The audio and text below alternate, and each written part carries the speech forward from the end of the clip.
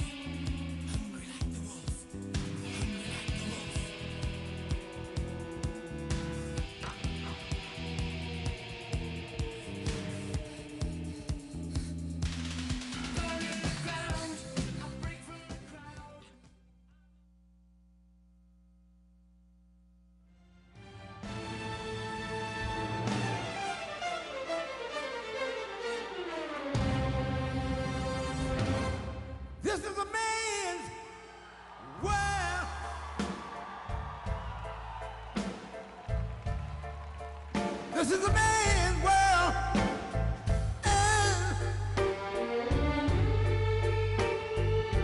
But it wouldn't be nothing without a woman or a girl.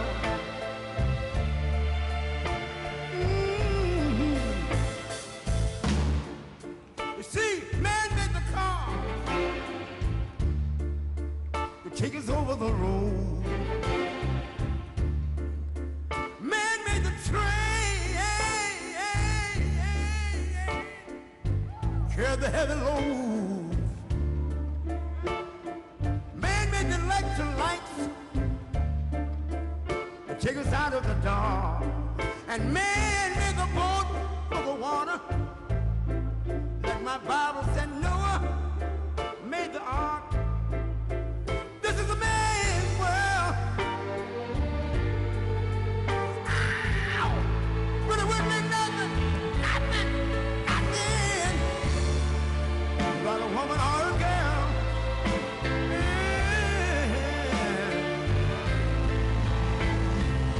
L'uomo rincorre il potere, ma lui non sa dei grandi limiti ad essere come si parla. Nel palmo stringe un'idea che non vive, che nella sua fantasia folle, se non si accorge che poi nulla più senza te, si vive solo per sé.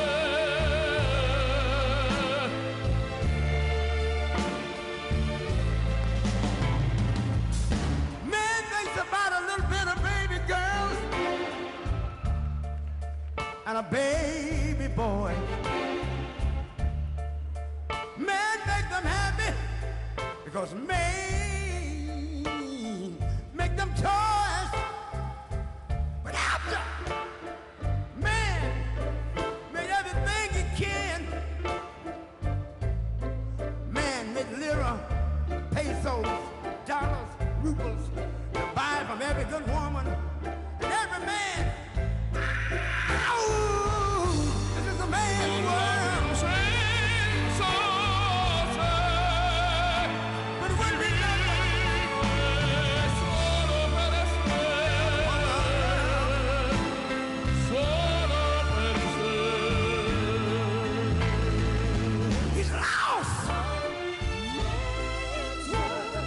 in the wilderness. It's a man's world. He's lost E non si accorge che poi nulla più senza te, si vive solo per sé, solo per sé,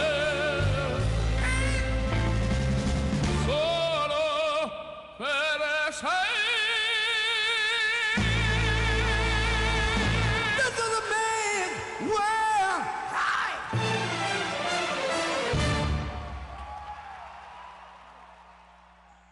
I've been selling my soul, working all day, overtime hours for bullshit pay, so I can sit out here and waste my life away, drag back home and drown my troubles away. It's a damn shame what the world's gotten to for people like me, people like you. Wish I could just wake up and it not be true, but it is. Oh, it is living in the new world with an whole soul. These rich men north of Richmond, Lord knows they all just wanna have total control. Wanna know what you think, wanna know what you do, and they don't think you know, but I know that you do, 'cause your dollar ain't shit, and it's taxed to no end, 'cause the rich men, know the rich men.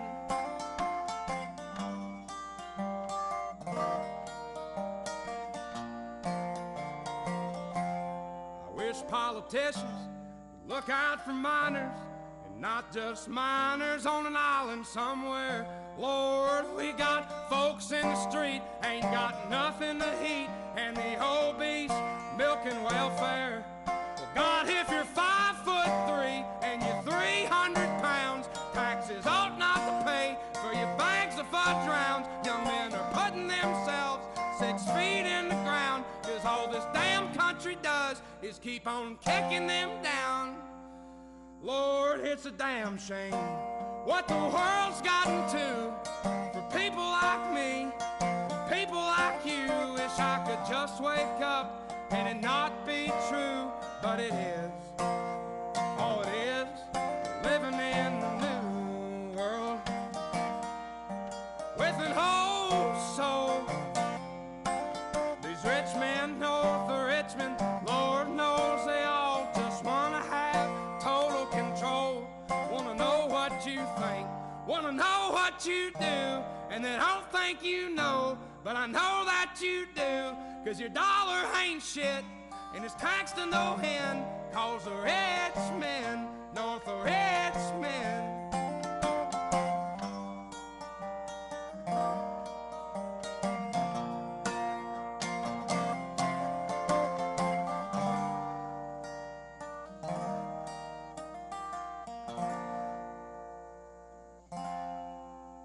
I've been selling my soul, working all day, overtime hours for bullshit pay.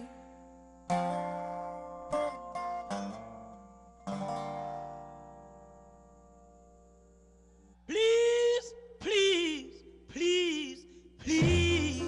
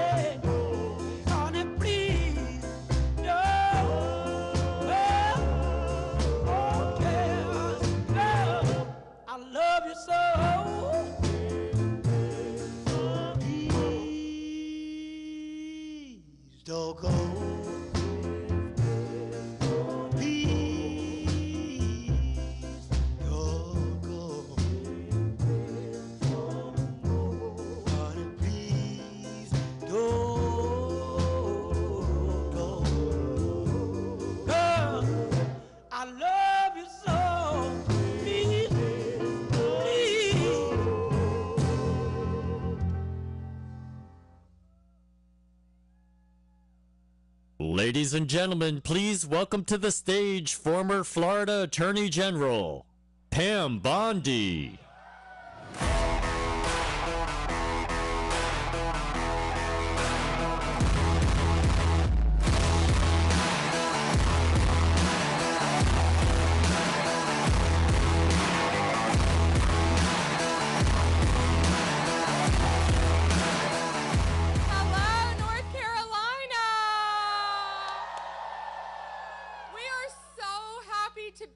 there, but I have a question. Have any of you heard of Mark Cuban? So I see a lot of beautiful, smart, strong women in this audience. So I was a prosecutor for 18 years. I worked for President Trump. He's my friend. And I can tell you he surrounds himself with a lot, all strong, bright, brilliant women. And how many strong women are in this audience? I think we have a message for Mark Cuban. Underestimate us. This'll be fun. So, how many people have early voted? Yes! How many people are, early voting's closed. How many people are going to vote on election day? Okay. Bring a friend with you. Every vote counts. All right? One of my friends had a friend who had a car broken down. She picked her up and took her to the polls. Talk to your neighbors, talk to your friends. It's not too late. Every vote counts.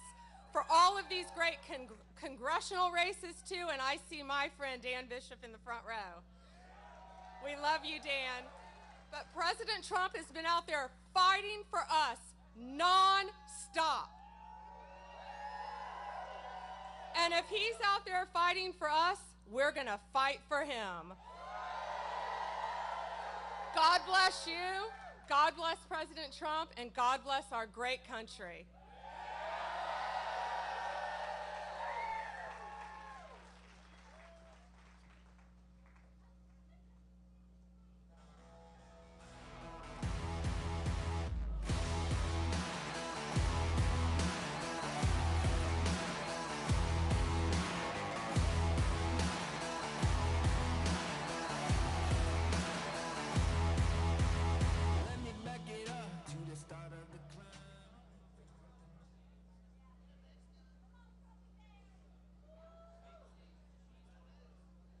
Ladies and gentlemen, please welcome to the stage RNC Chairman Michael Watley.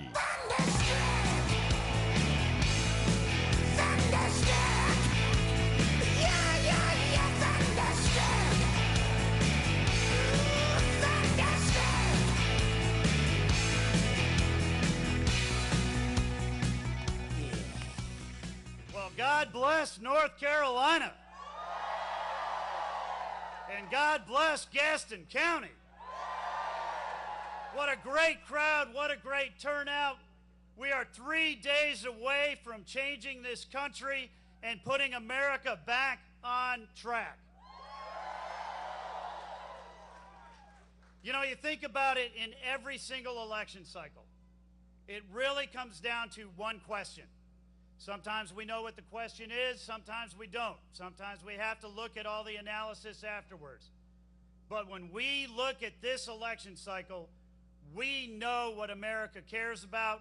We know what the voters care about. We know what every family in North Carolina is worried about. Is America going to be strong or weak? Is North Carolina going to be strong or weak? Is Western North Carolina going to be strong or weak? You know, in this election cycle, we have a comparison. We have two candidates who both have served 4 years in the White House. One of those candidates, as our borders are, led the administration to take 94 executive actions to dismantle the most secure southern border that we've ever had. She's allowed 10, 15, 20 million illegal immigrants to come across that border. Tens of thousands of convicted murderers that she's released into our country. Tens of thousands of convicted rapists that she has allowed into our country. Hundreds of thousands of convicted felons that she's led into our country, including here in North Carolina. We've got a vice president who cast the tie-breaking vote on $2.5 trillion worth of unneeded, unnecessary, wasteful government spending. And when President Obama's own economic advisor said it's going to send prices through the roof, she did it anyway. And now every single family in North Carolina is paying 25% more for their groceries, paying 50% more for their gasoline, paying 25% more for their housing unless they want to buy a house. And now it costs twice as much to buy the same house today as it did 4 years ago. We have a vice president who on the world stage stood up Benjamin Netanyahu at a joint session in Congress so she could go to a sorority event in Texas, who went to a conference with all the world leaders in Europe and told Putin, do not invade Ukraine. 5 days later, he invaded Ukraine. Not much of a deterrent. America is weak. And when America is weak, the world is a far more dangerous place.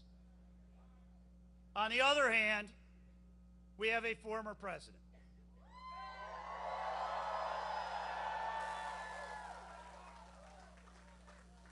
Nine years ago, Donald J. Trump came down the escalator and said that he was going to make America great again by restoring our southern border, rebuilding our economy, and making sure that America is strong enough to protect ourselves and our allies around the world. And for 4 years, that is exactly what he did. He built the strongest, most secure southern border that we've ever had.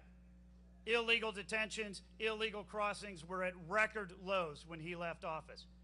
He built an absolutely roaring economy. We had more women in the workforce. We had lower unemployment among blacks, lowest unemployment among Hispanics ever in history.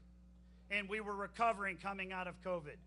Inflation was less than 2% every single year, and it was 1.5% when he turned it over to Joe Biden. We have a president, when he was there, Russia was in check. China was in check. Iran was in check. And he said to the world, we will protect our interests and our allies, and we will stand up to the bullies who want to be running over our interests around the world. So I have to ask, does America want America to be strong? Does North Carolina want America to be wealthy again? Does North Carolina want America to be safe again? Does America want America to be great again? So does North Carolina want to re-elect Donald J. Trump as our 47th president?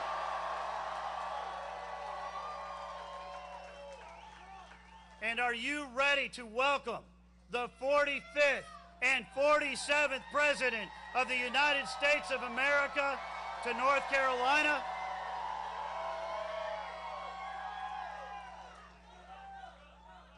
Now I got one more thing to say. We are 3 days out from the most important election of our lifetimes. How many people here have already voted? That's awesome, but it's not enough. When we get out of here today, and I want you all to really, truly enjoy Donald Trump when he comes here to Gaston County, but you have got to go home and roll up your sleeves and pull out your cell phone and go to work. Every person in this crowd, I want you to commit right now that you are willing to take 1 hour. I need 5-minute conversations with 10 of your friends, your family members, your colleagues, your coworkers, and people that you go to church with. They need to understand how important this election is. They must commit to vote. How many people here are going to make that commitment right now? Then let's get ready to welcome the 47th President of the United States, Donald J. Trump, back to North Carolina. Thank you. Thunderstruck. Yeah, yeah, yeah, thunder.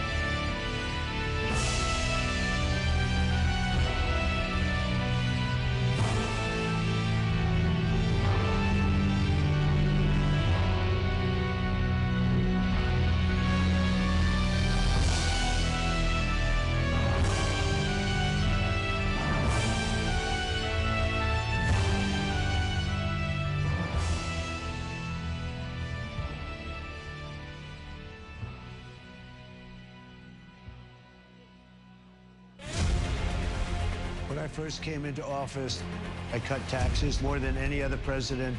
We have created 7 million new jobs, and it led to a growth like we've never seen before.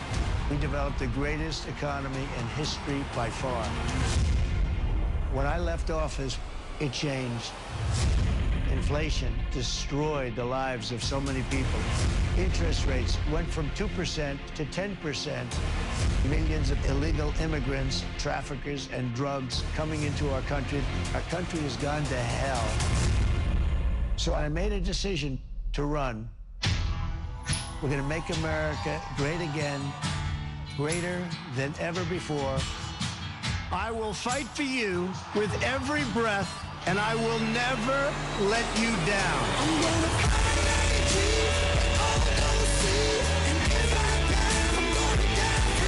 President Trump is literally putting his life on the line, and he's willing to risk it all because he loves this country. He is strong, he is fearless, and he is what this country needs right now. Our cities will be safe, our streets will be clean, and our border will be secure. We can't allow our country to be destroyed by politicians who will put their own power ahead of the interests of the American people, our freedom, and our future. The left told me to hate Trump. When you cut through the lies, you realize the truth. American families were better when Donald Trump was president. We were safer, wealthier, and stronger. So if you love this country, if you want to stand up and fight for the future of our nation, you must re-elect Donald J. Trump.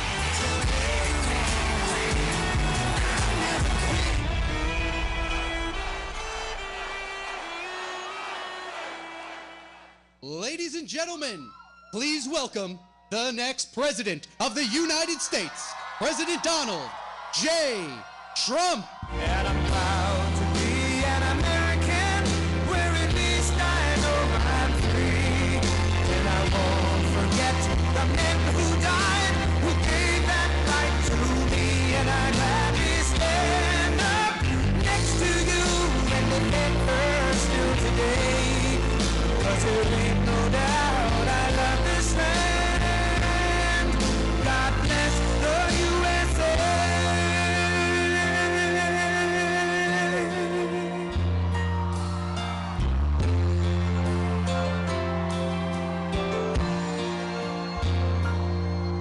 From the lakes of Minnesota to the hills of Tennessee, across the plains of Texas, from sea to shining sea, from Detroit down to Houston, and New York to LA, where there's pride in every American heart, and it's time we stand and say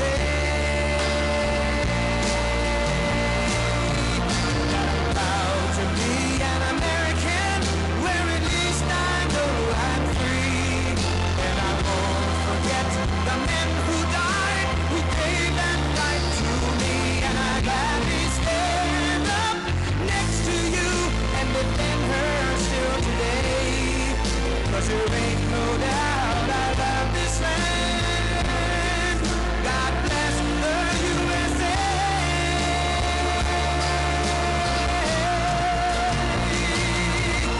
And I'm proud to be an American, where at least I know I'm free. And I won't forget the men who died, who gave that right to me. And I gladly stand up next to you and defend her still today. 'Cause there ain't no doubt I love this land. God bless the USA.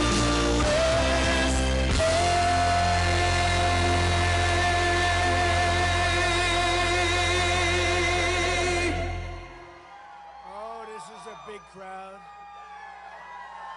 This is a big crowd. Wow.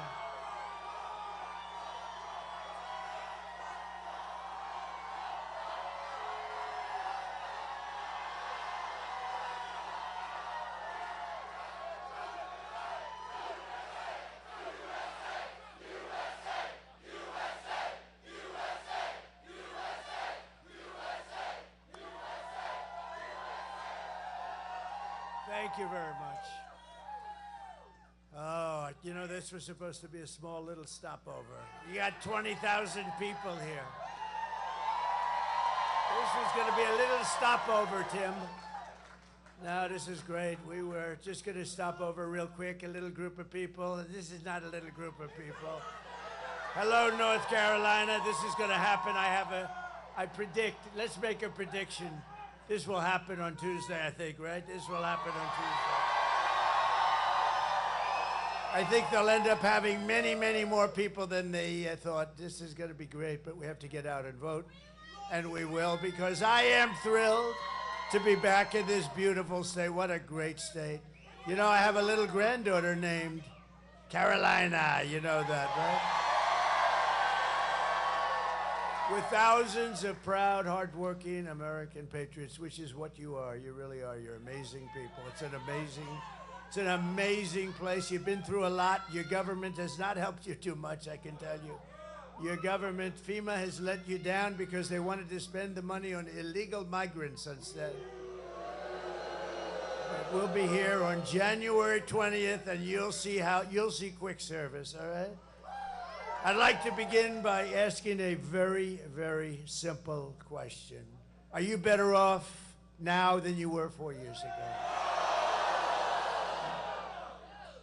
I don't think so. I don't think so. I've come today with a message of hope for all Americans. With your vote on Tuesday, I will end inflation. I will stop the invasion of massive numbers of criminals that have come into our country. And I will bring back the American dream. We don't have the American dream. We had it. We had it. You know, we also had energy independence 4 years ago. This is all you need to know. Kamala broke it. She broke it. We will fix it. I will fix it. It'll be fixed very fast. And America will be bigger, better, bolder, richer, safer, and stronger than ever before. This election is a choice between whether we will have 4 more years of incompetence and they're grossly incompetent, let's face it. They are the worst. That's no president. But I shouldn't say that. No, inclusion, I shouldn't say that. You ever hear her? We want to be a unified country. We want to be a unified country. She said the other day, we want to be unified. We don't want to say bad things about anybody, including our opponent. He's Hitler. He's Hitler. You ever hear it? She talks about unity, and then she calls me Hitler. Or whether we begin the 4 greatest years in the history of our country. And I'm asking you to be excited about the future. You're going to be excited about the future. It's such a great area, this whole area is.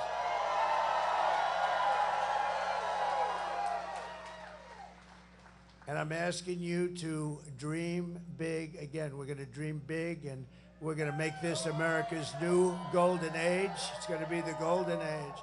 Every problem facing us can be solved, but now the fate of our nation is in your hands. We win this state, we're going to win the whole ball game, you know.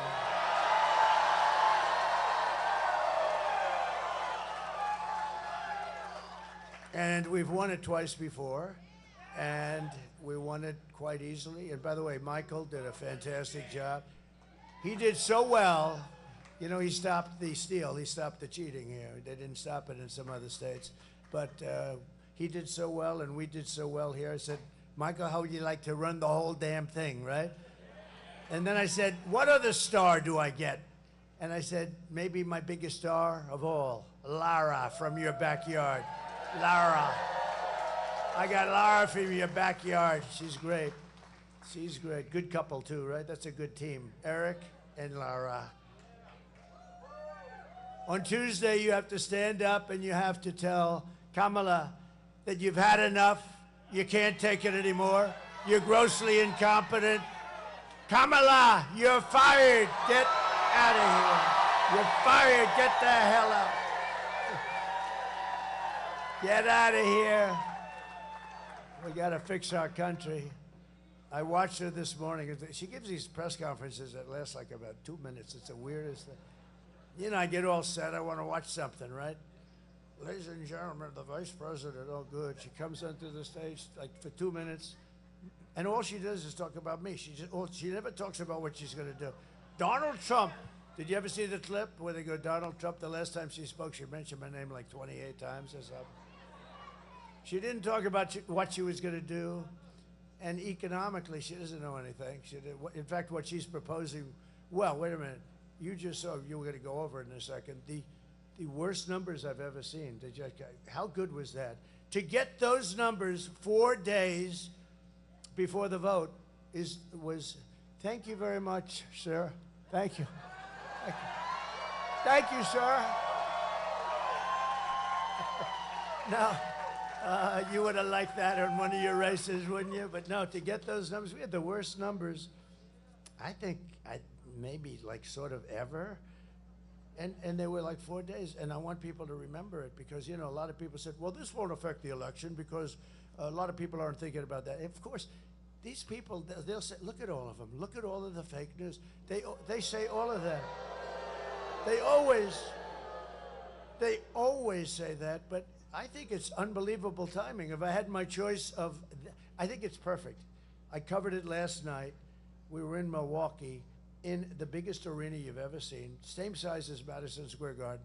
It was packed hours before the event. We could have filled it up twice. And that's Wisconsin, the great state of Wisconsin. And a great Green Bay player, the great Brett Favre, you know, he endorsed me. He endorsed me, and that's a big thing in Wisconsin. He was on the Packers, as football fans know. He could rip the ball. He could throw that ball so hard, so fast. Sometimes it would hit the receiver in the face. He couldn't see the ball was coming so fast. It was a lot of embarrassment, you know. It just ripped the ball into their hands, and he was great. I shook his hand. He had the biggest hand I've ever seen. Now I know why he threw. His hand was like 3 times the size of a normal hand. His fingers were like sausages. I said, they're the big. I looked at it. I said, that's the biggest hand. I mean, you know.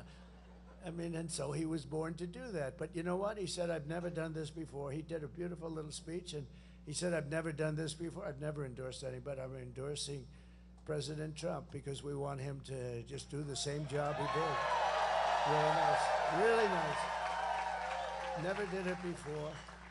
For these past few years, we've been fighting to take back our country, and it's been a failed and corrupt administration, a horrible administration, an administration that, you know, you like to see like a football coach. He brings something there. He brings a little esprit de corps. There's no esprit de corps. Biden, look at, and by the way, they're fighting like hell, the two of them. Biden said, you stole my presidency, and you're no better than I am. No, it's the same thing. I think the numbers, I think Joe, maybe, we're going to see on Tuesday, right? But I think Joe might have done better. But Joe, the reports are, look, he hates me. We had a debate. He didn't do too well, but that's okay because, you know, you don't take an election away. He didn't do well, and his numbers went down a little bit. And you know what happened? They walked in and they said, you're not running anymore. Get out. You're out of the race. This is the president of the United States that they did this. It was a coup. I don't like the word, but it was a coup. But it was sort of worse than a coup because a coup takes a little more time. This was like Crazy Nancy and some others. They walked in. She's crazy as a bedbug. And somebody should look at her Visa stock. She sold her position. This is a woman started off with nothing. Now she's worth $200 million. Do you think she's been honest? No, she has a big position in Visa, right? I think it's Visa, one of them, whatever, who the hell cares, but it's Visa. And, you know, she plays the market. It's not really playing when you have the information she's got. So she sold her entire position the day before it was announced that Visa's under massive investigation. Now, is the fake news going to do anything about that? I doubt it. Together we have overcome every attack, every abuse, and even 2 assassination attempts. I remember them. And now it all comes down to this. Remember, assassination, nasty, but it really is. I mean, they go after people that are meaningful. They go after people that are meaningful. They go after people that believe in making other countries pay for what they do. We're tired of being ripped off, which consequential, I guess, is the best word. They seem to go after consequential presidents. And I didn't know it was such a dangerous profession. Being president is a very dangerous profession. Who would have thought? But if you look at race car drivers, I have a lot of race car driver friends. You know, I own a job down the road in a place called Charlotte. Have you ever heard of it? Yeah? And it's been such a pleasure. But we have a lot of the race car drivers are they're members, and it's been a great place. Just I'd like to be able to come here sometime and actually play at the course. And the beautiful, I bought a whole big thing there years ago, and it worked out beautiful. It just works so beautifully. But I was talking to somebody, and they were talking about a consequential president, and then all the race car drivers, and I said, let's see, and I asked somebody, and you got to be careful when you talk about this subject. You don't like to say, what's the level of death when you drive a race car driver and you're talking to a race car driver, right? So I did a little, so it's like 1/10 of 1%. And the bulls are a little bit more, 1/10 of 1%. President, it's a lot. That percentage is like up there, high. It's probably the highest thing you can do. Nobody told me this when I was thinking about it. Nobody told me this. But I wouldn't have changed my mind, because we're going to make this country greater than it's ever been before. We had the greatest economy in the history of our country. We had the strongest border in the history of our country. The strongest. Should I bring down my favorite chart of all time? Bring it down. Bring it down. It's my favorite chart of all time.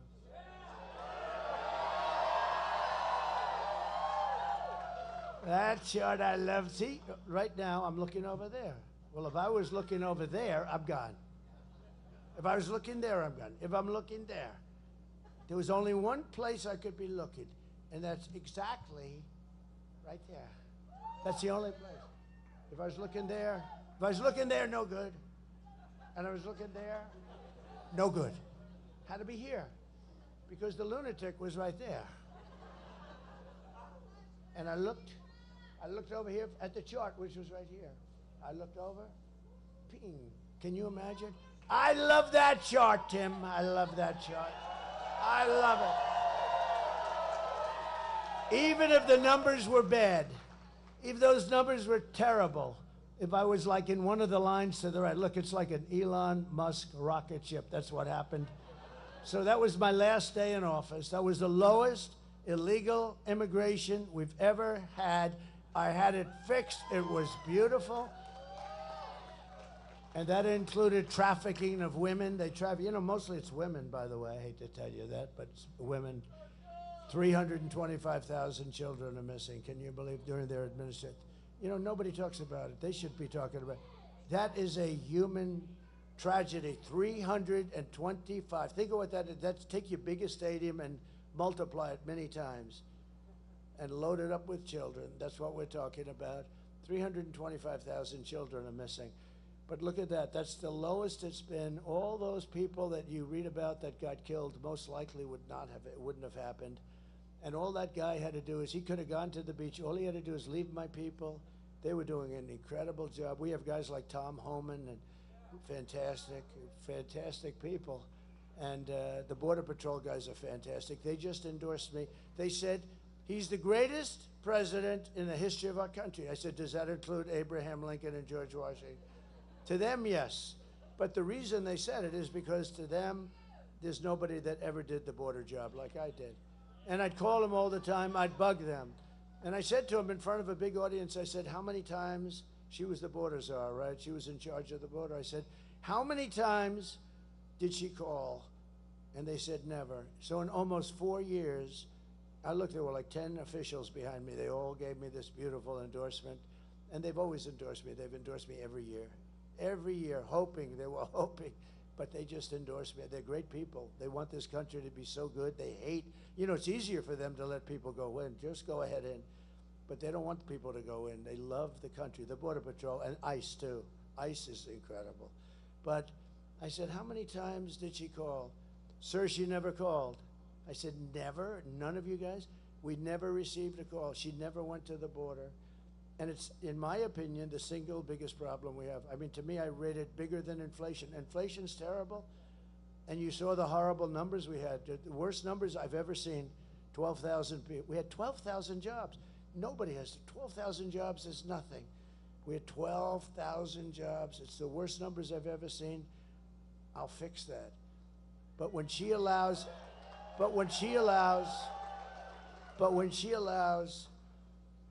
13,099 murderers. These are people that are incarcerated for murder, many of them more than one murder. They're now roaming our country. We have no idea who the hell they are. You know who knows? Our local police, our local law enforcement, and they're going to work with us because we're going to get them the hell out. They know everything about it. So we're just 3 days away from the greatest political victory in world history. But it only happens if you get out and vote, okay? You got to get out and vote. You got to do that. You know, I haven't felt this much heat on me in a long time. That sun is brutal. They'll say, what happened to you? You got really red. The next one, I'm doing another one. Can you believe I do 3 or 4 of these a day? Can you believe it? But this one I like. This one. You know what she does? She does like one and then takes a day off. I said, wait a minute. So we've gone now, I think it's 62, 63 days, something like that, in a row. I can't believe I've kept my voice. The big thing is you don't want to lose the voice. Because if you lose the voice, it's no good. It tends to not do well. It tends not to play well for those people in the back. But you know what? 62, 63. And you know who knows that? I call them the women of North Carolina. Where are they? Where are those women? There they are. There they are. But where are the women that I know of North Carolina? I can't believe. Where are they? Huh? Oh, they're coming later. Oh, I've never seen that before. Whoa. They are the most incredible. They've been to 259 rallies. Huh? There's no way they're not here. Where are they? There. Where the hell are they? Put up your hand.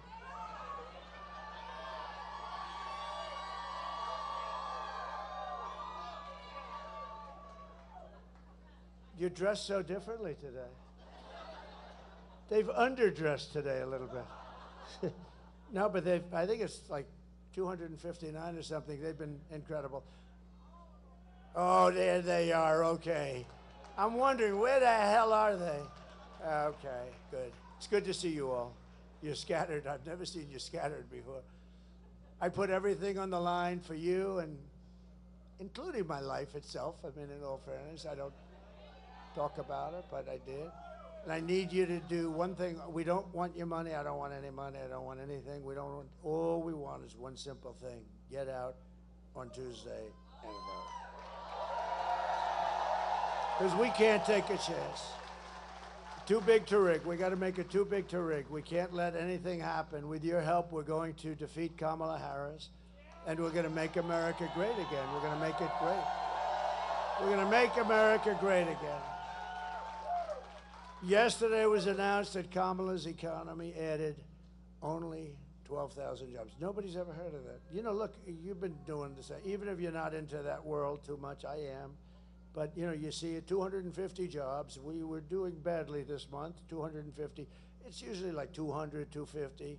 Sometimes you have 300, 400. 12,000 jobs.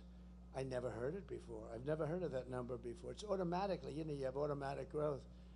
One of the worst jobs report of all time, they say. I mean, how good is that if you happen to be running against the people that did that, right? It's only good for one thing. Same thing with the border. The border is horrible. It's death, it's destruction, it's the ruination of our country. It's only good for one thing. If you happen to be running against the idiots that allowed this to happen, open border. It's the only thing I can think of. There's no other reason. There's no other reason it's good. We lost nearly 30,000 private sector jobs. Think of that. And the jobs created were mostly government jobs. No, that's easy. You just call up, hire 100,000 people this month, you know? No, we don't want that. We want private jobs. Along with nearly 50,000 manufacturing jobs were lost in a single month. I've never heard of these numbers. These are depression numbers, I hate to tell you. Don't worry, I'll fix it. Don't get scared. Don't worry, 'cause I know what to do. Under Kamala's catastrophic agenda, more than 100,000 manufacturing jobs have been wiped out since just the beginning of the year. It's not, these are numbers that are crazy. 150,000 Americans joined the unemployment rolls in October. That's really, you know? I mean, I've got your speaker. I've got a lot of big shots from North Carolina down here. They're looking like I had nothing to do with it. He said, I had nothing to do with it. In October, but nearly 250,000 people dropped out of the labor force. That's 250,000. They dropped out. They gave up. They basically gave up looking for a job. We cannot take 4 more years of this calamity. You may not be able to take a couple of months more of this. This isn't just. In fact, now that I see these numbers, I think I'm not going to do this. Goodbye, everybody. I'm going to go to the beach. I didn't know I didn't know. Joe Biden is Herbert Hoover. Turned out, I always said I'd hate like hell to be Herbert Hoover. I would. That was 1929, the Great Depression. These are depression-type numbers. 100% of all net job gains in the past year. This is another beauty. Have gone where? Do you know where? To migrants. 100% of the job openings have gone to migrants, taking jobs from more than anybody else, and you haven't seen the numbers. And I think your speakers should ask Washington for those numbers because they're really bad. You know where they came from? African-American jobs. They've taken the African-American jobs. Migrants coming in illegally have taken African-American jobs. People that have done a great job. They've worked there for 20, 25 years in different places. And to a lesser extent, Hispanic jobs, but large numbers of African-Americans. It's going to probably be announced right after the election. They should be forced to announce it before the election because I'll tell you, they won't get one African-American vote. They're letting these people come in by the millions, and they're taking jobs of African Americans. And you're going to see it right after the election. They'll announce it. And they did another thing. They had 818,000 jobs that were fake. They were fake jobs. They were made-up jobs. They were fraud. If I did it, they'd throw you into the penitentiary for 20 years.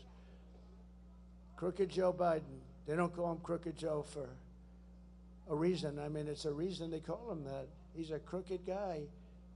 And she knew everything about it. They created 800, and you knew this? It came out like 2 weeks ago, a week ago. They created 818,000 fake jobs. And on top of it, it was just announced that they had to readjust last month and create another 112,000 fake jobs. So they thought that they'd do the readjustment. Now, there's never been usually it's an adjustment of like 2,000 jobs or something. So this is almost 1 million jobs that these people defrauded you on because they wanted to go into the election with at least a decent picture. Wasn't great, but at least a decent picture. And we had a whistleblower that blew the whistle and told them that these were fake jobs. And so they've corrected that. And now we just had another whistleblower talking about 112,000 jobs off last month. In other words, last month where the numbers were terrible but okay, not like this, they took 112,000 jobs. So that's almost 1 million jobs between the two of them. And even the $12,000, you're going to see that that's probably a fake number too. We probably went into negative numbers, which hasn't happened in generations. So I stand before you today as the only candidate who can rescue our economy. This is a really bad thing that's happened. From obliteration and restore it to strength, prosperity, and greatness. And you know what I'm going to do? The first thing, unlike her, they say, what are you going to do about the economy? Well, I grew up in a grass piece of land. I had a backyard that had grass on it. Remember the debate? She said, I grew up with grass on my front yard, and some grass on my back. And I'm saying, what the hell is going on here? See, I have a little more aptitude for this. I'm really good at this shit. So let me just, you know what we're gonna do? We're gonna drill, baby, drill like you've never seen before. Right straight there. And for the people in Pennsylvania, we're going to frack, frack, frack. But we're gonna drill, baby, drill, and we're gonna frack in certain areas. We're gonna frack like we've never fracked before. Because we have more energy than any country in the world, including Russia. We're lucky in that regard. Including Russia and Saudi Arabia, they have a lot of oil. We have more than they do.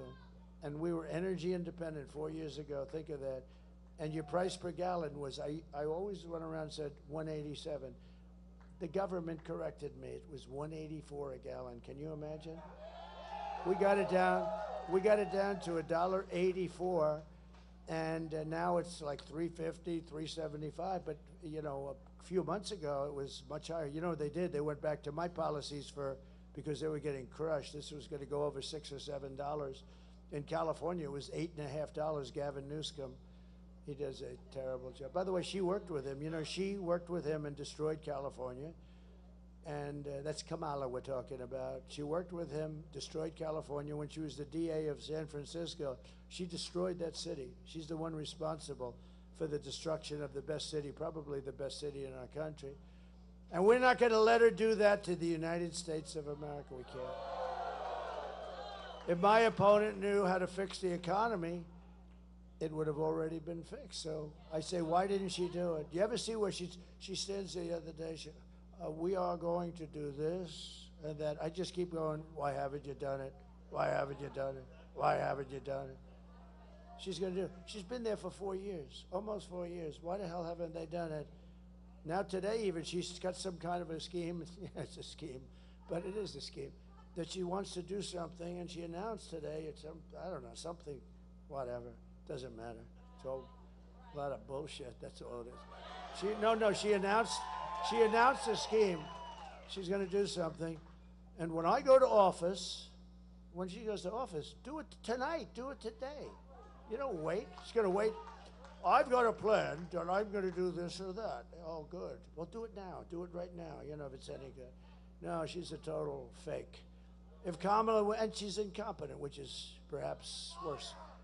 If Kamala wins, you are 3 days away from the start of a 1929-style economic depression. I believe that. You know, we have a lot of great analysts. Scott Bessent is one. He's one of the smartest guys on Wall Street. A real, you know, I call him 182, 184, double her IQ, like double, maybe triple. But they say the only reason the stock market is doing good is because they all think Trump is going to be elected. So I believe that's true. I believe it's No, but you have a lot of them. You have this, Scott is one of the hottest guys. I hardly know him. I don't know him. But he writes all the time. He thinks that, they think that Trump is going to win. And every time we have a good day, you can check out the market. But it seems like the market does very nicely. If I win, you are 3 days away from the best jobs, the biggest paychecks, the brightest economic future that the world has ever seen. Kamala's inflation nightmare.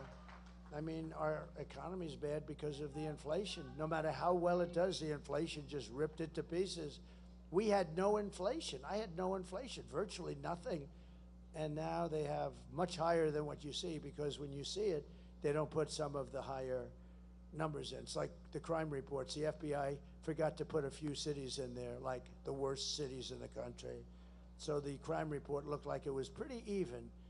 I said, well, how come? I don't want to mention the cities because I'm trying to get their votes, okay? I don't want to mention, I want to get their votes, but you can imagine. But they forgot to put a few little cities in there, the big cities, actually. And then it turned out to be 45% increase in crime, a little difference. A little difference. It's pretty sad when you have to rely on the FBI and they give you phony numbers too, right? Kamala's inflation nightmares cost a typical American family $30,000 in higher prices, and now she wants to impose the largest tax hike in American history and raise your taxes by $3,000 a year. This is the only person I've ever seen that's running for office that says, we will raise your taxes. You know, all my life I've watched politicians, and they're always saying, we will cut your taxes. We are going to cut, cut, cut. Some of them don't even mean it, but they say it. This one says, we're going to raise your taxes. Well, I want to give, this might be the only time I ever give her credit. If that's true, at least she's being honest. Okay? Right? But I've never heard it before. But at least maybe she's being honest. But and if she is, maybe that's even worse for you now. Because she wants to raise, when you think about it, she's going to raise your taxes. I will massively cut taxes for workers and small businesses. And we will. And we will have something that I think is just great. You know, she came out with it right as soon as I said it. A couple of weeks later, she came out when she's making a speech. And she said, and I will have, and she said it quickly because she knew she was going to get hammered. I will have no tax on tips, no tax on tips. She got hammered. But we will have copycat. He said copycat. We will have no tax on tips, no tax on overtime, and no tax on Social Security benefits for our seniors. All right? Which of them is the best? Okay, ready? We'll just do this quick. This is a free poll. Because, you know, I pay these guys a lot of money, these pollsters, and I don't even think they send people into the field first. Let's see, it's 51-49. Now, send me a check for $300,000, right? I don't think they even send people into the field. You know what that means. You know, they're supposed to have hundreds of people that go into the field. They make a lot more money when they don't even bother. They say, Trump is leading, 51-49. By the way, I think we are leading. You know, we're leading in every poll. But you're going to prove on Tuesday that we're leading by a hell of a lot more than just saying. We have to do it. We have to do it. Okay, ready? No tax on tips, right? No tax, wait. We'll go no tax on tips, no tax on overtime, no tax Social Security. Ready? Face it, number one. Which is the best of the three? No tax on tips. Well, that's not too good. Do any of you work in restaurants? Or who works in a restaurant? Not too many people. You get a lot of money in this place. All right, because when I do that in Nevada, when I do that in Las Vegas, I say no tax and tips. I have to stop the speech, leave the podium for 20 minutes. It blew everything away. Okay, again, no tax on tips. No tax on overtime. That's right. All those houses you build, yeah, that's good. That's no tax on Social Security benefits.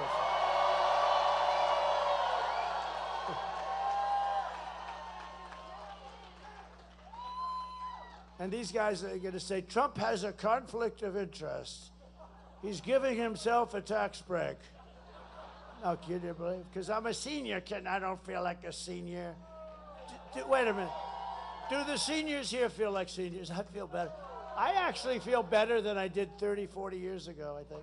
I actually think I'm sharper. Now, there'll be a time when that won't be, but I feel I'm sharper. You have to be sharp when you can escape these monsters back there.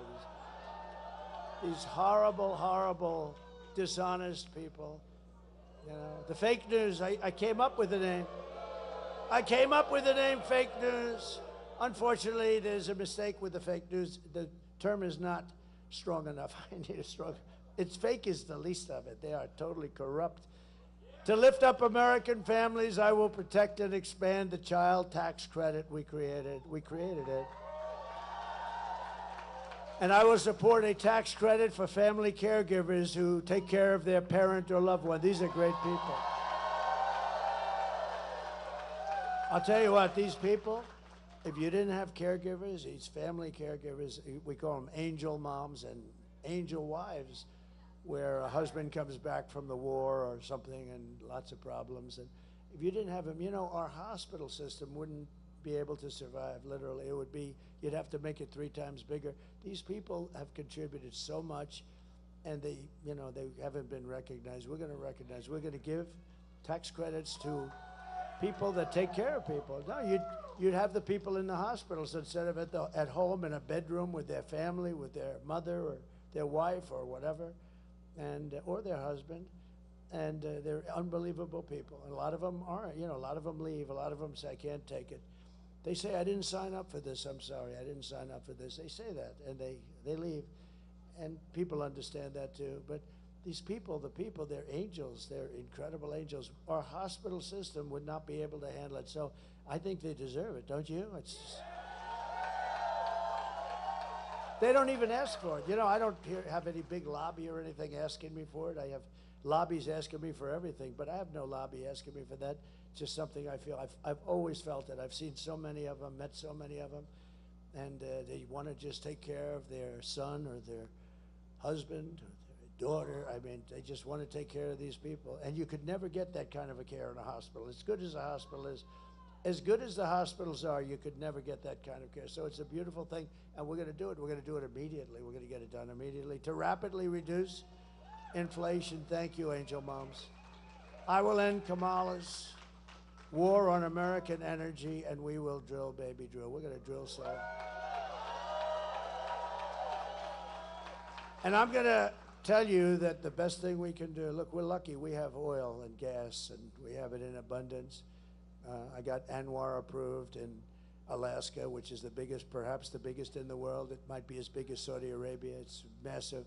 Reagan tried to do it. He couldn't get it done. Everybody tried. Everybody, well, the Democrats not so much, but everybody tried, and every Republican tried, I can tell you that. And they tried like hell, and I got it done.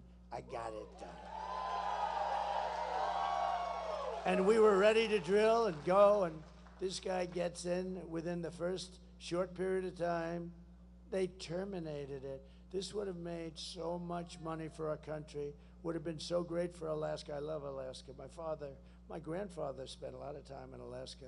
He was looking for gold, and then he realized, well, it's hard to find gold, and you'd see what happened to those people. That was a rough life. That was real cold stuff. So he built these little buildings, and they became little hotels for the guys looking for the gold. See, we always had a little entrepreneurial spirit, and he spent a lot of time in Alaska doing that. He was looking for gold, and he said, I could do better with building little hotels along the trail, right? And they actually have one. I think it's like a big landmark deal now. It's really great. It's tiny. It's like a few rooms, but that's the way it was. It was beautiful, but spent a lot of time. This would have been so great for Alaska. It would have been incredible for Alaska and unbelievable for our country. We would have taken care of Asia out of ANWR. And the first thing he did is terminated it. And he also terminated the Keystone pipeline. But he let Russia build Nord Stream 2, which is the biggest pipeline in the world. He let them build Nord Stream 2. Think of that. And I terminated that. I said, no, you're not building it, Russia. You're not building it. I'm sorry, Vladimir. He would ask me, don't do that. I said, I got to do it, Vladimir. It was going to supply all of Europe, Germany mostly, but all of Europe. And I terminated it, and he comes into office, and he immediately approved it. I said, what the hell is he doing that for? And then they say, Donald Trump was soft on Russia. No, that was the biggest project in Russian history, and I terminated it, and they never got it finished. And then this guy comes in, and he lets it go. I tell you, he's the exact opposite. Think of it, the exact opposite. His foreign policy is the absolute worst. Every single foreign policy move he's made, look at Israel. Don't do anything, don't do anything. And at least now they're in a position where there's some defense, where they can defend themselves from what might happen. You know, we're very close, I'll tell you what, we're very close to going into a thing called World War III. And we have people that do not have the mentality to even think about keeping us out. They have no idea. Again, should have never happened, Russia going into Ukraine. Afghanistan would have never happened, never. Getting out was right. I was going to get out, but with dignity and strength, and keep Bagram, which is the big air base. They gave up Bagram. It was 1 hour away from where China makes its missiles, nuclear missiles, 1 hour. That's why I would have kept it, not for Afghanistan. 1 hour away, think of it. And he left Bagram, and you know who occupies it now? China occupies it. China, he gave this multi-billion dollars, and this is from many years ago was built, got the biggest runways in the world, can handle anything. The biggest runways, most powerful, deep, thick concrete runways. To build them today would cost billions, tens of billions of dollars. He gave it up like you give up nothing. I'd never seen. Always keep Bagram, and now China occupies Bagram, 1 hour away from where they make their nuclear weapons. It's so sad. What's happened in this 4 years is so sad. And she's now running for president. She shouldn't even be allowed to run for president. I'll cut your energy prices in half within 12 months because we're going to get it going. And to bring jobs back, millions and millions of jobs. We'll give our companies the lowest taxes, the lowest energy costs, the lowest regulatory burdens, and free access to the best and biggest market on the planet, but only for those who make their product right here in the USA and hire American workers for the job. We're going to bring your furniture guys back. You know, I love this state. You know when I got to know your state? When I was in this hotel phase of my life, I did great. I loved those hotels. And I'd come to North Carolina because you had the greatest craftsmen, the greatest ever, right? And they're mostly gone. Where are they? Oh, they're in China. Not them. They didn't even take them. They end up getting jobs where they don't want to do that. They were the most incredible. I said, could you do something with the arm of that chair? Yes, sir. Ding, ding, ding, ding. They were like artists. I said, boy, that's beautiful. Could you do that? Yeah, we can do that. But we can do something better. Watch. I said, man. And I'm telling you, you had the greatest craftsmen in the world for furniture. And that business has been obliterated by stupid politicians. They're going to all come back. You watch. They're going to all, because we are now going to protect them. We're going to protect them with, as I said, the most beautiful word in the dictionary, tariffs. And if these companies don't make their products here, then they will pay a very stiff tariff when they send their products or bring their products into the United States for the privilege of competing with our companies and our workers. Our companies are going to be protected. I will never apologize for defending America. I will protect our workers. I will protect our jobs. I will protect our borders. I will protect our family. I will protect our women. I'm going to protect our women. I got into so much trouble. You saw that. I said, we will protect, because I keep hearing, I think the women love me. I do, because they know. You know what? If they don't have me, they got millions of people pouring through and coming up to the suburbs. They say the suburban women. Well, the suburbs are under attack right now. When you're home in your house alone and you have this monster that got out of prison, he's got, 6 charges of murdering 6 different people, I think you'd rather have Trump. But here's what I did. And I had a group, very controversial. What I do is very controversial. I don't care. I do the right thing. I want to protect women, but I want to protect our men. I want to protect our children. I want to protect everybody. So I took a little poll.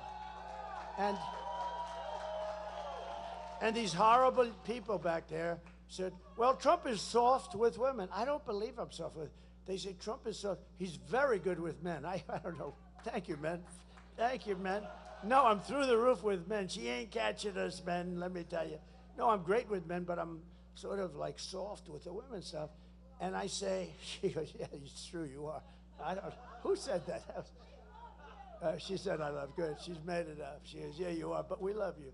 So I believe that women have to be protected, men have to be, children, everybody. But women have to be protected when they're at home in suburbia. So when I did it, I said it, I came off stage and my genius is back. Sir, that may be a little bit of a rough statement. What? That you're going to protect women. Tell me why it's a rough statement. They said, well, it's a little self-serving. I mean, they'll say, who do you think you are? I said, yeah, I'm president. I want to protect the women of our country. So I came back out. I said, could I do a poll, please? I love these polls because they're free, I don't have these polls. It's $250,000 to interview 12 people, right? So what happens, I came out and I said, is there any, a crowd like this is a big crowd. I said, is there any woman that would be offended by the fact that I said, I am going to protect you as your president? No hands. So I had like 20,000 people. I didn't have one hand. I didn't have one hand, not one hand. Well, there was one woman that did say it. This woman's very smart. She said, was that Pelosi? Who the hell is that? You are a smart one. Wow. No, well, somebody else just said it was a woman who transitioned, you know.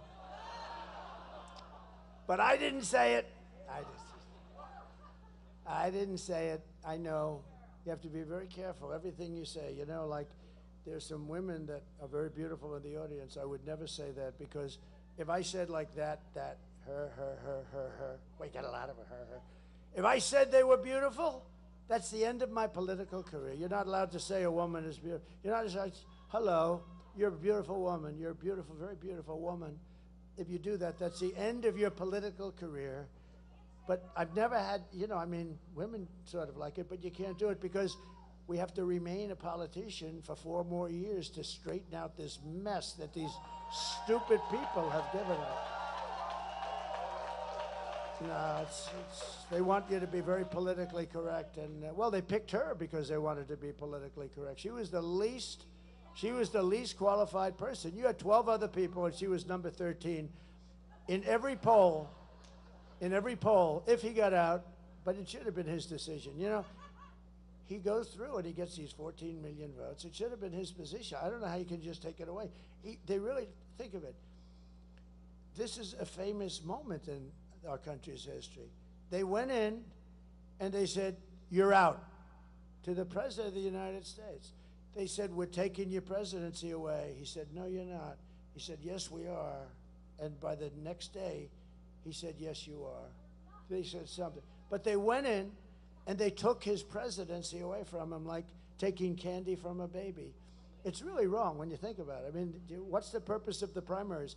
And it was very shortly after he got the nomination, you know, not talking about a long period of time. And they should have done it, or if they were going to do that, they should have held another primary and let 20 people run, and if she could run too.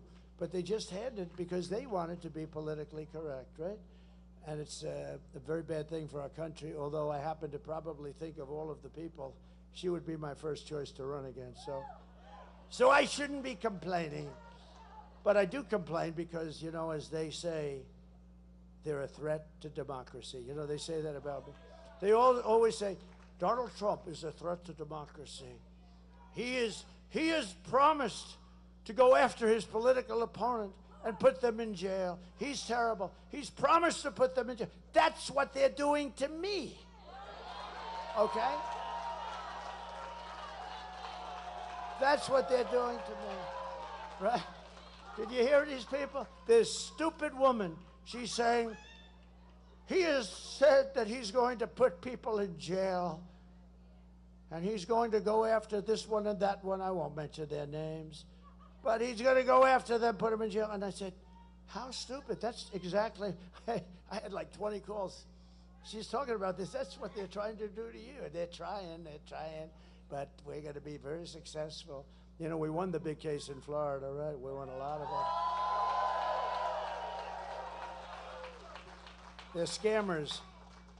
As we rescue our economy, I will also restore our borders. Again, I believe the borders are the single biggest problem that this country's had in 100 years because they're disturbing our country. They're really disturbing. What they've done to our country is not even thinkable.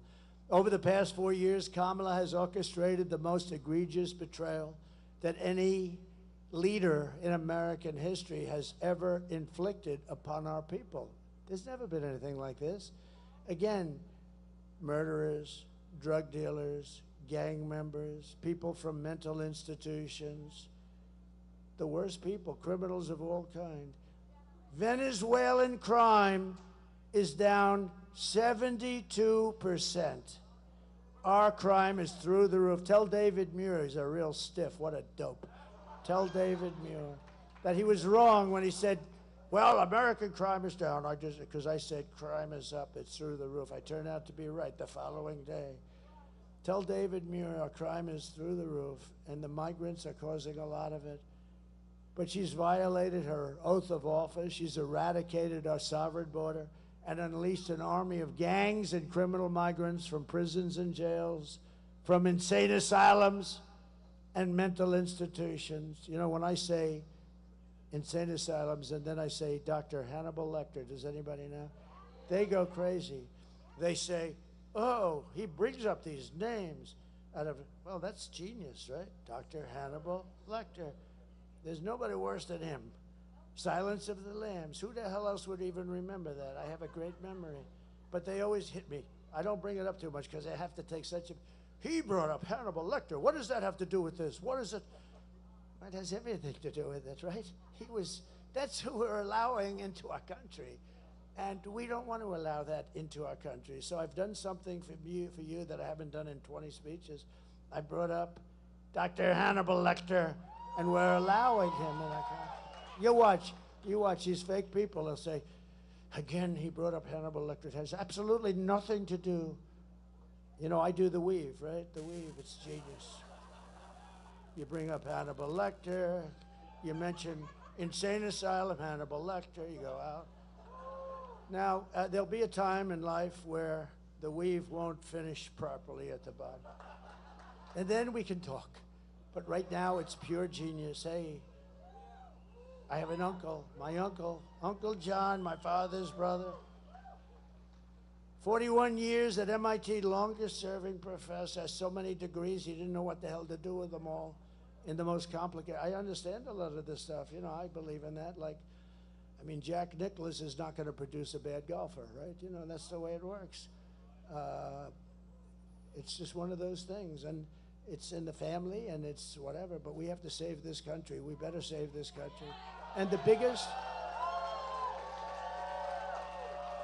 biggest problem we have, one of the biggest problems is them, because if we had an honest and honorable press, my job would be so much easier. It'd be so much easier. They have forced so many good people out of politics. That's a shame. So many great people have been forced because of them. They're bad people, but they're going to get better. They've lost a lot of credibility. You know, when I first started, they had a 92% or a 93% approval rating. Now they have lower than Congress. The fake news has a lower rating than Congress. How do you get lower than that? But these criminals come from Venezuela, from the Congo, stealing countless American lives. People are coming from countries you've never heard of. 181 countries this year so far are represented. Many of these countries you've never heard of.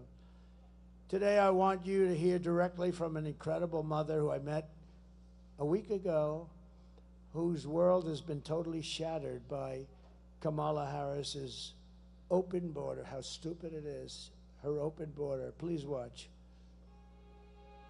Sunday night, I asked her to not stay up super late because of her coming to work with me in the morning to do her summer school.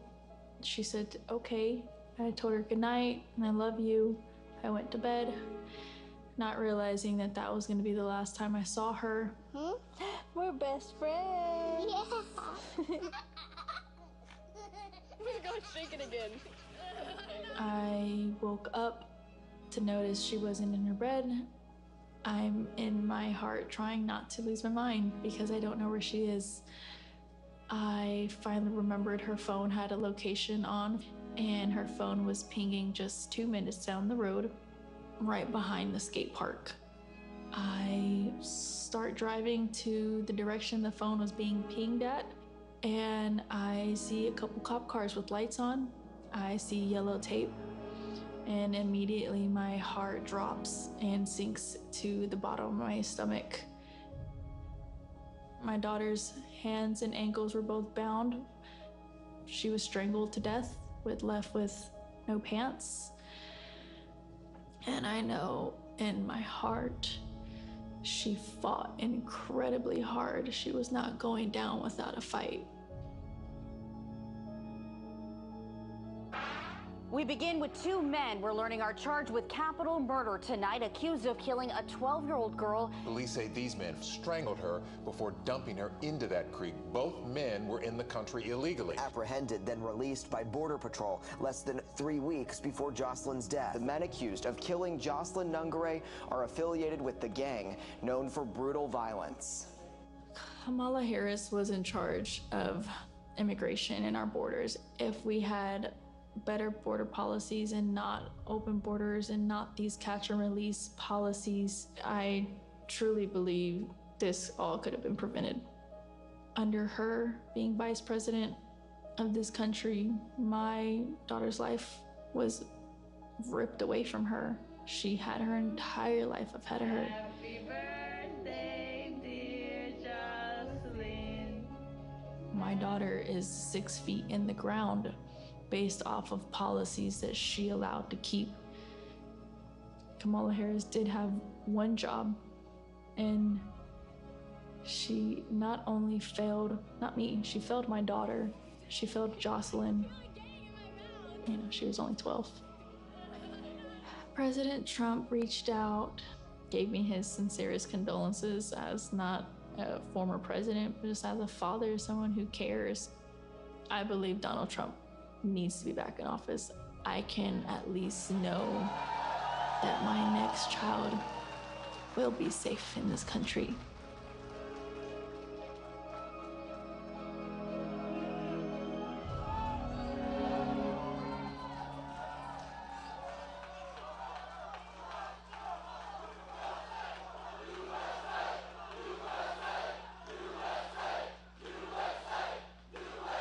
Thank you very much. I mean, how sad is that? It's a couple of days old. Shot a couple. Everybody that's seen it. I mean, I saw very strong people. I saw some very strong he-men, very tough guys crying like hell when they read it and saw it. But you have many, many cases like that. And then you have other forms of murder too, with guns and being run over with cars and trucks. Many, many forms of crime are being committed by very dangerous people that have been allowed to come in. Don't forget, these countries are very smart. I know almost all of the heads are very smart. They're very streetwise. They want to get their prisoners out. They don't want to take care of them. It's expensive, so expensive. They want to get the criminals off the street. They have no place to put them. But now, with the open border, as soon as it happens, I told you at meetings in North Carolina, I said, if they do open border, every country from all over the world, they're going to be dropping their prisoners into this country, and they're criminals in the street. That's why the crimes are down all over the world. They're down. Think of it. They come from far away. The Congo has a rough prison system, a system that makes ours look like it's Trump International Hotel. No, it's a rough system, and they're taking them out of that system. Think of the money they save, not having to take care of somebody for 50 years or whatever it may be. And all of the countries are covered, and all of the continents are covered. 180 or 181 countries. Can you imagine that?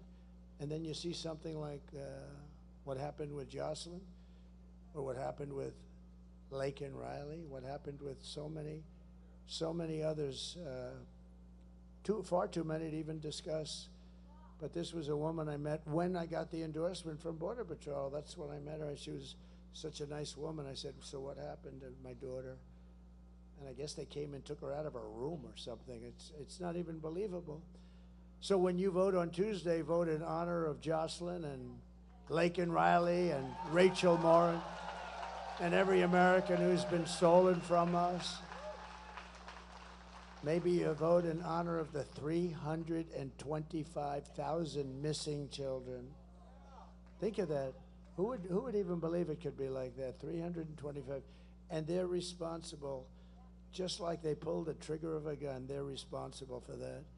The day I take the oath of office, the migrant invasion ends and the restoration of our country begins. In Ohio, a small town of 3,000 people has just been besieged. So you have 3,000 people, and it's just been besieged by an influx of 3,000 illegal aliens from a country 6,000 miles away that doesn't speak the language and that nobody ever heard of. And the town is like, what do we do?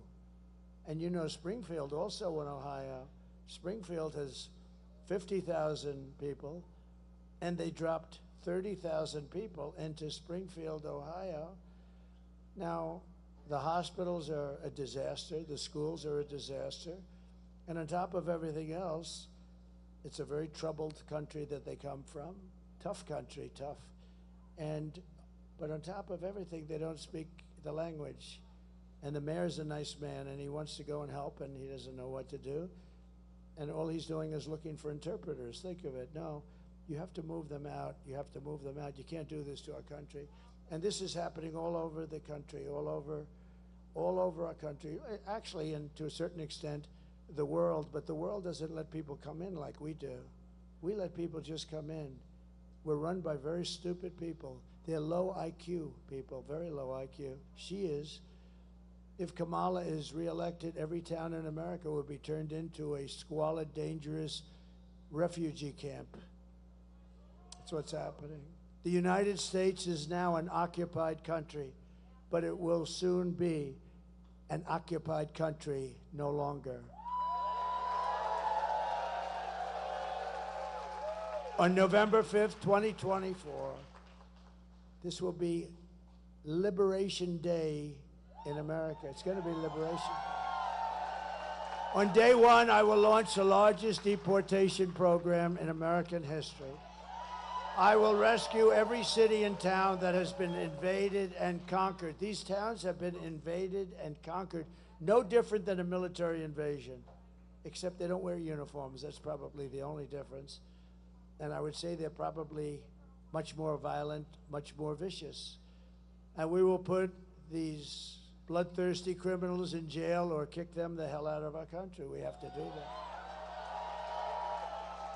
And to expedite removals of Tren de Aragua and other savage gangs, I will invoke the Alien Enemies Act of 1798 to target and dismantle every migrant criminal network that's operating on American soil.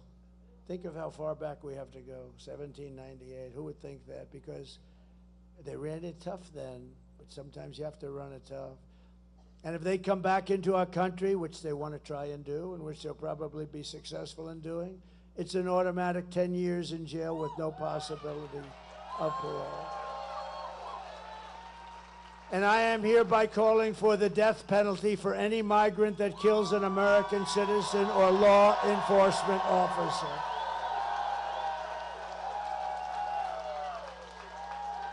Have no choice. And I will immediately ban all sanctuary cities in the United States of America. Sanctuary for criminals. Despite all of the damage that Kamala has caused, she spent the final week of her campaign comparing her political opponents to the evil, the most evil people, mass murderers, all of us. Then Joe Biden called, and he said that we're garbage. We're all garbage, remember? Remember Hillary deplorable, right?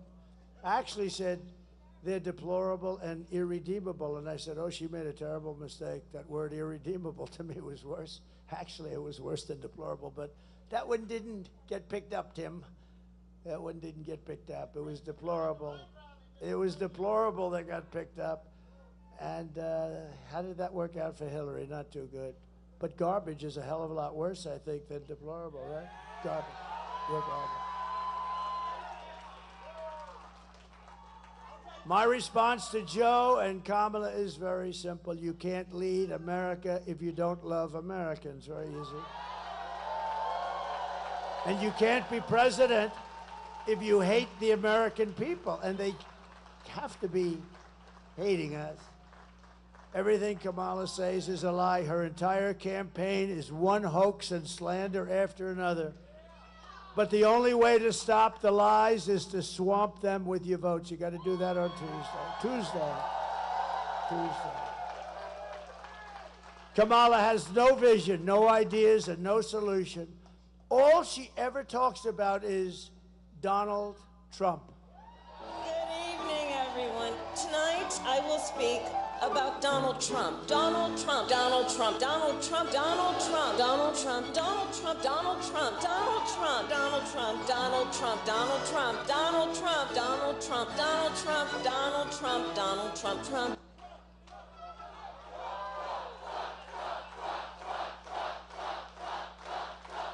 Thank you. Thank you very much. There are some people who thrive under pressure, and there are some people that crack, and you got to see her. She's not looking good. I watched her news conference. It was bad. If Kamala can't handle an interview with Joe Rogan, then she can't handle the presidency, and she certainly can't handle Putin and President Xi of China. She will get overwhelmed, a meltdown, and millions of people will die, perhaps. And this is not a charity event.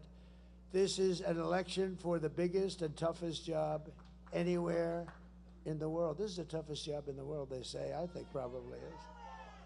Do you want to lose your life savings because we put a weak and foolish woman in the White House? No. Do you want to lose your job and maybe your house and your pension because Kamala has the economic understanding of a child? That's what it is. If you would have heard her speaking a couple of days ago, she had no idea what she was, like I tell you, these things we're doing. She has no idea what the hell she's talking about. Would you trust Kamala Harris to talk to Russia or China and talk them out of a war? Think she'll talk them out of a war? I don't. She'll talk them into a war. By the way, you know, she went and dealt with the Russian situation with Ukraine, and she was solely responsible. She went in, they put her there 3 days before Putin invaded. She was nearby someplace. She had big meetings with Russia. They invaded 3 days after the meeting, and that's fact, all fact. I give you only fact because I have all these people. If it's anything less than fact, for instance, I tell them, I look at them in the eye, and I say that this is the greatest political movement in the history of our country. There has never been anything close. There has never been anything close. I tell the story about Pat Buchanan. A lot of you know Pat Buchanan. He's a great old-timer, a good guy, too. But he came in second in the New Hampshire primary, right? And it was such a big event that he had a whole, like, 50-year career, great career, as a pundit. He was on television because he came in second in one primary in New Hampshire. We won 50 primaries, and then we went on to win the election, and then we did even better the second time. But we're going to do much better the third time, because the first time and the second time, there were nothing like, look at this. This is supposed to be a quick little stopover. Let me pay my respects to this nice part of North Carolina, and you got 20,000 people.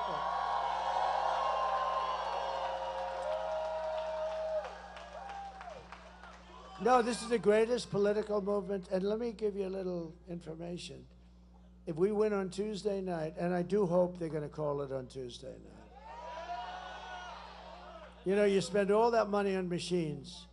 For 8% of the cost, you could have paper ballots and have real security, and one-day voting, voter ID, identification of the country. In other words, it would be okay. We'd like to have, like, identification that you're a citizen of the United States of America. But voter ID, how about Gavin Newsom? Did you see what he did? They passed a bill in California where you are not allowed to even ask anyone. Not only don't you have to have voter ID, if you work for the state, if you work for anybody, no matter who you are not allowed to even ask anybody for voter ID. I don't think we'll pass that in North Carolina. No? Fellas, no? I don't think that you guys are going to pay. We got a lot of the big shots from North. I have a feeling that won't be before your legislature too soon, right? No, but think of that. May I see your voter ID, please? Arrest him! The only reason they do that is because they want to cheat. You know, there's no other reason. They want to cheat, and they do cheat. They cheat like hell. That's why we say too big to rig. Nothing is more dangerous than to give immense power to a very weak, incompetent, and low IQ person like Kamala. She's a low IQ person. She can't. I'm not allowed to say that. Yeah. A lot of wisecracks from the peanut gallery over here, Mr. Chairman. A lot of wise guys. You ought to figure these guys out. They could be good speechwriters, actually. At the end of the day, you need to ask yourself, can you afford to put someone this incompetent in charge of our country's future? And on top of it all, Kamala say she would not do one thing differently. I would not do one thing differently. From Joe Biden. Now think of this. That means she's disqualified from running for president. Take a look. Would you have done something differently than President Biden during the past 4 years? There is not a thing that comes to mind. I stood there on the tarmac watching you check your watch. The chaotic and deadly U.S. evacuation from Afghanistan stunned Americans and the world and cost the lives of 13 U.S. soldiers. Would you have done something differently? There is not a thing that comes to mind. More than 13,000 illegal immigrants convicted of murder have been caught at the border and then released into the United States. An Afghan national is in custody today after being accused of plotting an election day terrorist attack. The suspect entered the U.S. on a special immigrant visa. Gut-wrenching new details in the murder of Georgia nursing student Laken Riley. The illegal immigrant suspect, who cops say committed the heinous murder, is a Venezuelan national who crossed the unsecured southern border back in 2022. Two men investigators say are in the country illegally from Venezuela are charged with capital murder in the death of Jocelyn Nungaray. A fifth illegal immigrant accused of attacking two New York City police officers over the weekend showed no remorse or regret. Would you have done something differently? There is not a thing that comes to mind. Only 18% say the economy is in excellent or good condition. US inflation has hit a new 40-year high, increasing by 9.1% over the financial year. Authorities saying Train de Aragua, which has been linked with more than 100 criminal investigations here in the U.S., has now been found operating its criminal enterprise in apartment complexes. Were you the last person in the room? Yes.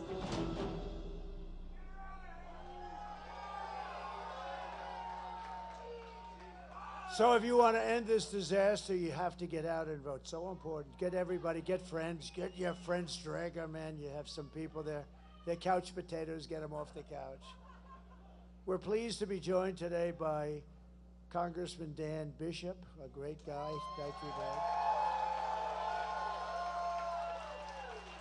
Good. Good luck. How's the race going? Good? Mr. AG, right? That's good. He's running for Attorney General. He has my complete and total endorsement, by the way. He's been a great congressman. I was there at the beginning, right? That first day, that was an interesting one, but you've been a great congressman. Now he's running for Attorney General. And I think he'll go pretty much the opposite of what we're talking about here, right? Some of these stupid policies.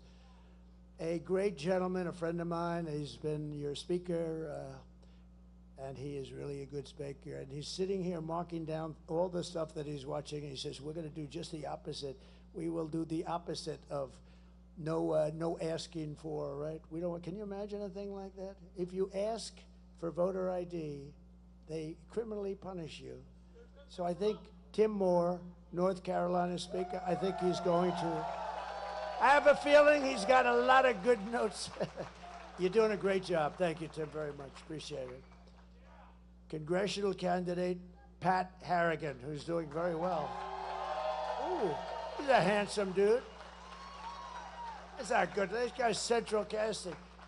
Dan, we need a couple of guys that look like that, right?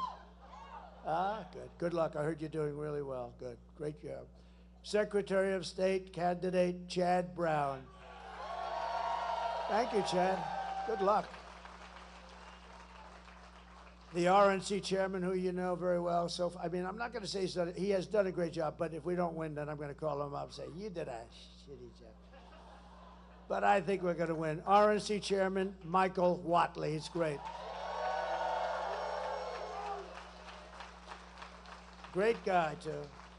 I want to thank Laura also, Laura Trump. She's incredible. You know where she is? In another part of the state campaign. She says, Dad, listen, I got a campaign. I can't. She'd love to hear it, but she's heard it before. And she said, I just want a campaign. But she loves your state, and she's great. And we couldn't do better. And the partnership of these two people has been amazing. North Carolina GOP Chair Jason Simmons. And what a job. Are we doing good? Are we doing good? Good. Feel good about Tuesday, right? That's good, Jason. We have a lot of respect, a lot of confidence, too.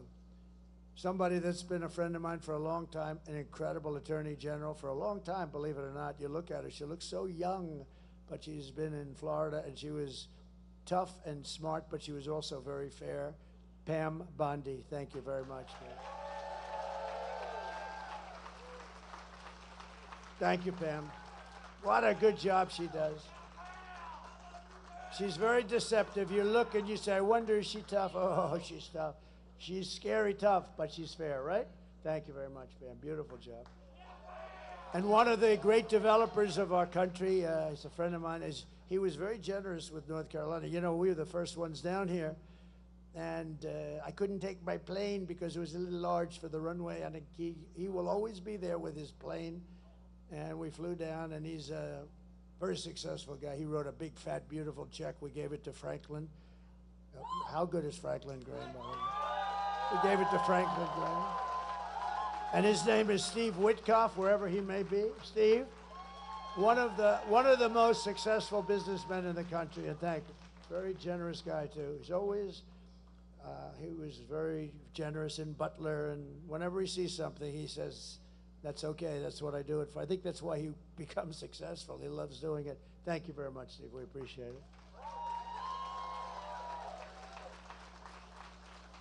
And we raised about $7 million for your fund, and we put a lot of it into Franklin. We gave it to some of the best people that do this, and I'm very honored to have done it. And I'll tell you what, they're doing an incredible job. The problem is you're not getting any help from the federal government at all. And you can do something about that on Tuesday. You just remember, because they say, and I think they mean this 100%, it's the worst job since Katrina, and it may be worse than Katrina. And in all fairness, as I said before, they don't have a lot of money because they've spent the money on things that I don't think they're supposed to be spending the money on.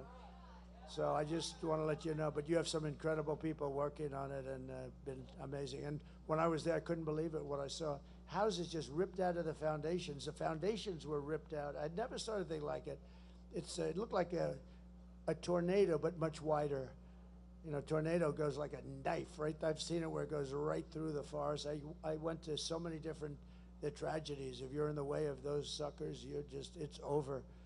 And I've seen where tornadoes go straight, and they may only be 15 or 20 yards wide, but if you're in that path, it is over no matter what. Big trucks, 18-wheelers turned upside down and found 100 yards down the road. Nobody's ever seen anything like that. And sort of this was a combination. This was water, tremendous water. We've never seen water like that. And the destruction was unbelievable, but it was very wide. It was almost the entire, I mean, it went to the tip of Florida. That didn't get hit the same way, but you people got hit the hardest probably, and we're going to really help you out. In just a couple of months, we're going to really help you out a lot, okay? I also want to send our prayers to everyone here in North Carolina who's receiving and recovering from Hurricane Helene. That was a brutal thing. Just yesterday, it was reported that under Kamala, almost 50% of phone calls to FEMA for the disaster aid were unanswered. Nobody's answering the calls. They're not there. I'll tell you what, I've been there. I haven't seen one federal official. I haven't seen one FEMA person. And I'd ask the people that were devastated, and I'll tell you the most incredible thing. So I didn't want to say it. You always think it, but you don't want to say it. I said, wow, this is going to be devastating for the election, right? But then I said, but I don't care about that right now. I care about helping the people, which I mean. But here's the most amazing stat, and Michael would tell you, I thought if we got 50% of the vote from North Carolina, it would be great. If we got, you know, which is bad for me because this was largely like a Trump-type area, people that have our values, our policies, et cetera, et cetera. This was really, and I would have been happy with 40 or 50%. Nobody had any idea. Then it starts, as you know, the early voting. And up till today, it's just about over with the early voting, you broke the all-time record for voting. Can you believe it? Oh, can you believe it? Right? Now, who would have thought that? I mean, you have people with no houses. You have people, I mean, many people died. People don't, they were missing. Missing is bad, real bad in the case like this with his water like that. But they were missing. Some will never be found. But who would think that you broke the all-time record? That means you people are incredible. The heart, it's incredible. When I heard that, I said, I don't believe it, I don't believe it, but it is an amazing place. I will get you the help that you deserve, but here are the facts on Kamala. She's a radical left Marxist, rated even worse than crazy Bernie Sanders or Pocahontas. You know Pocahontas? She destroyed our economy. She was an original creator of defund the police movement, and anybody who wants to defund the police for even 1 week is not worthy of being the President of the United States of America. Kamala vowed to abolish ICE. She pledged to confiscate your guns. Would anybody like to give Kamala their gun? Please raise your hand. We'll pick it up immediately. So crazy. And endorsed a total ban on, yet a ban on handgun ownership that you've never seen anything like it. And by the way, her crime rates were through the roof.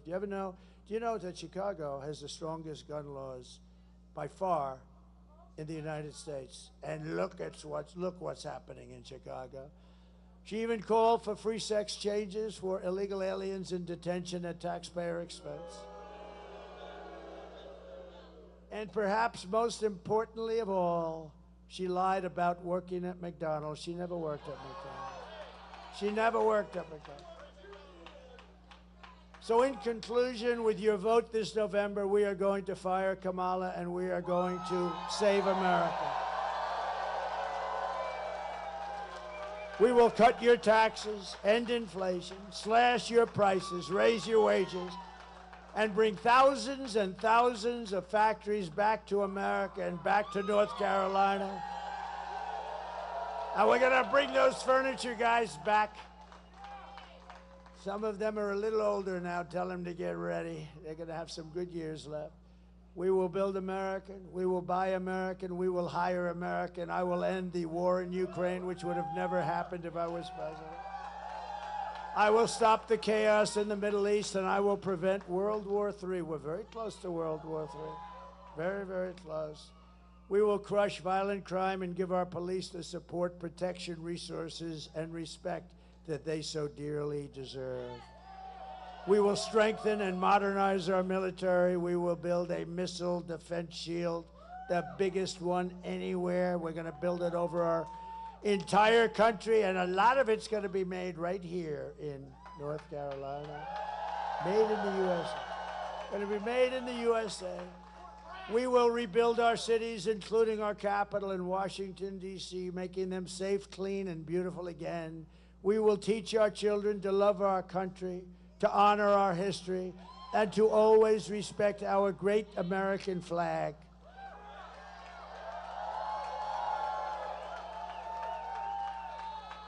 And we will put in a bill that if you burn our flag or destroy our flag in any way, it's 1 year in prison.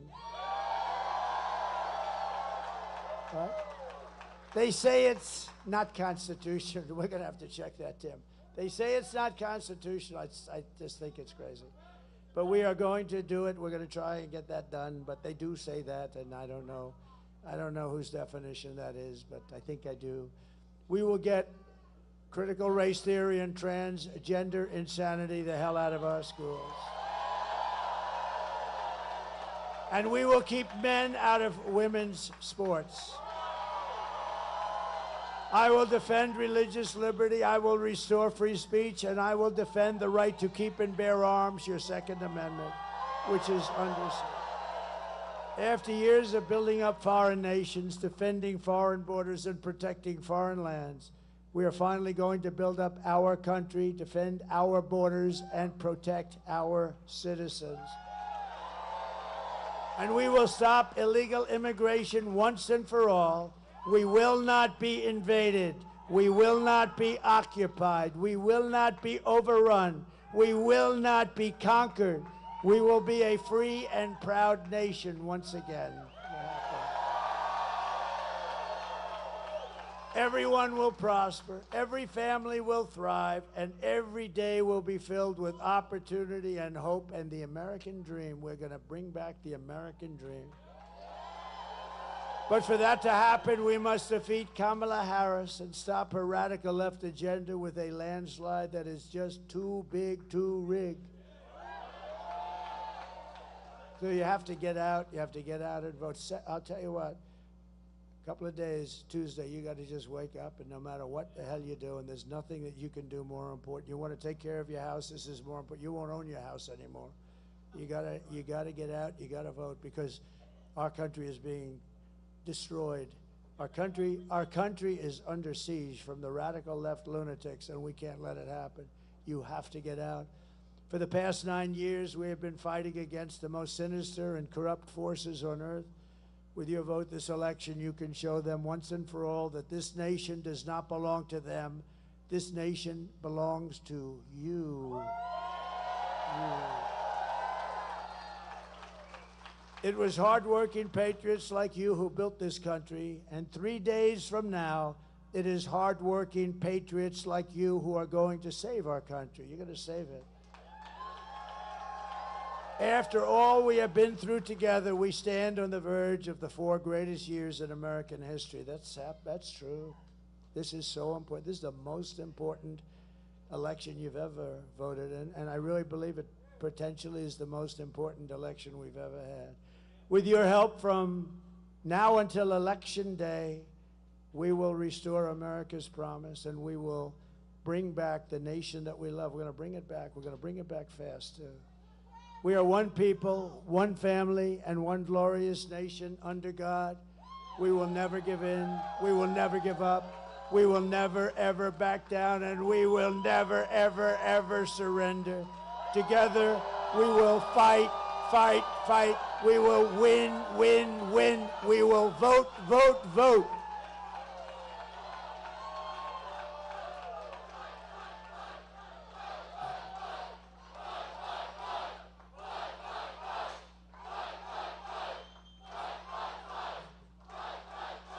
Thank you very much. That's what we have to do. November 5th will be the most important day in the history of our country. And together we will make America powerful again. We will make America wealthy again. We will make America healthy again. RFK Jr. is going to be in charge of that. Is that good? He'll be it. I said, Bobby, just leave the liquid gold alone. Let me handle that. Just leave me alone with the liquid gold. We're going to pay off so much debt and lower your taxes. We will make America strong again. We will make America proud again. We will make America safe again. And we will make America great again. Thank you. Thank you, North Carolina. God bless you all. God bless you. Thank you, fellas. Good luck, Dan. Good luck. Good luck.